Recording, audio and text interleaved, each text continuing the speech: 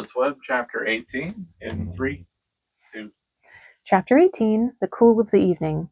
In the cool of the evening, when shadows darkened the fairgrounds, Templeton crept from the crate and looked around. Wilbur lay asleep in the straw. Charlotte was building a web.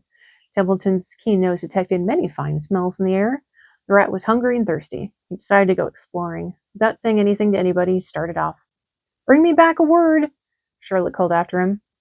"I shall be writing tonight for the last time." The rat mumbled something to himself and disappeared in the shadows. Did not like being treated like a messenger boy. After the heat of the day, the evening came as a welcome relief to all. The Ferris wheel was lighted now, it went round and round in the sky and seemed twice as high as by day.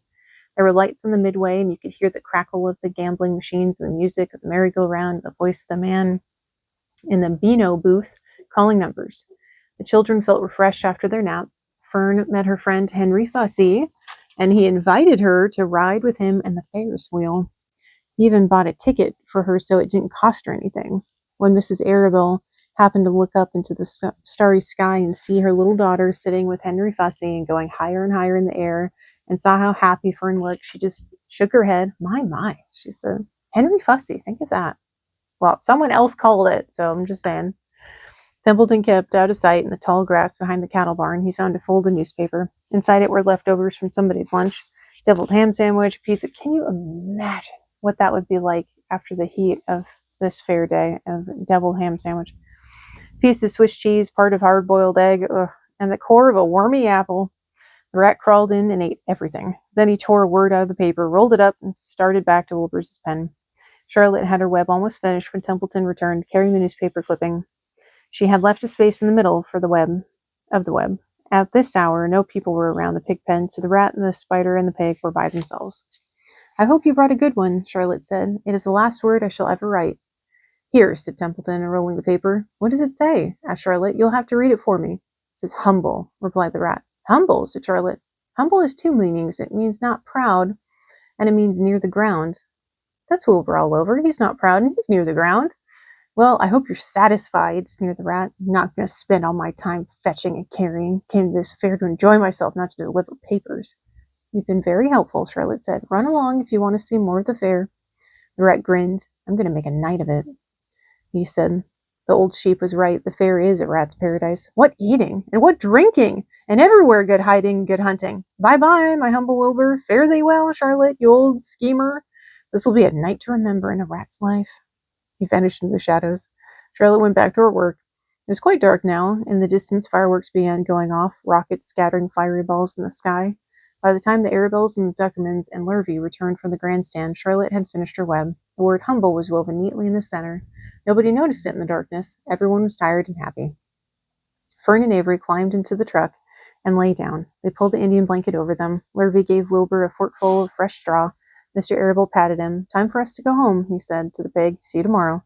The grown-ups climbed slowly into the truck, and Wilbur heard the engine start and then heard the truck moving away in a low speed.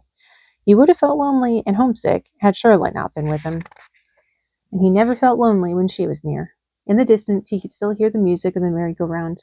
As he was dropping off to sleep, he spoke to Charlotte. "Sing me that song again about the dung and the dark," he begged. "Not tonight," she said in a low voice. "I'm too tired." Her voice didn't seem to come from her web. "Where are you?" asked Wilbur. "I can't see you. Are you on your web?" "I'm back here," she answered, "up in this back corner." "Why aren't you on your web?" asked Wilbur. "You almost never leave your web." "I've left it tonight," she said. Wilbur closed his eyes. "Charlotte," he said after a while, "do you really think Zuckerman will let me live and not kill me when the cold weather comes? Do you really think so?" "Of course," said Charlotte. "You are a famous pig, and you are a good pig. Tomorrow you will probably win a prize. The whole world will hear about you.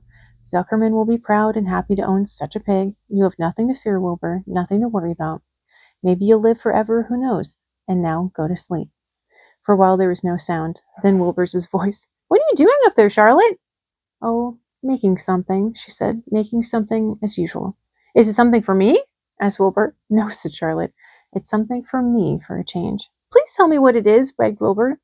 "I'll tell you in the morning," she said, "when the first light comes into the sky and the sparrows stir and the cows rattle their chains, when the rooster crows and the stars fade, when early cars whisper along the highway, you look up here and I'll show you something. I will show you my masterpiece." Before she finished the sentence, Wilbur was asleep. She could tell by the sound of his breathing that he was sleeping peacefully, deep in the straw. Miles away at the Arabelles' house, the men sat around the kitchen table, eating a dish of canned peaches. There's more than just canned peaches. Talking over the events of the day. Upstairs, Avery was already in bed and asleep. Mrs. Arabelle was tucking Fern into bed.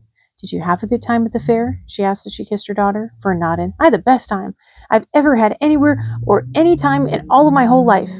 "Well," said Mrs. Arabelle, "isn't that nice?" And that does it for this chapter. We'll see you next time.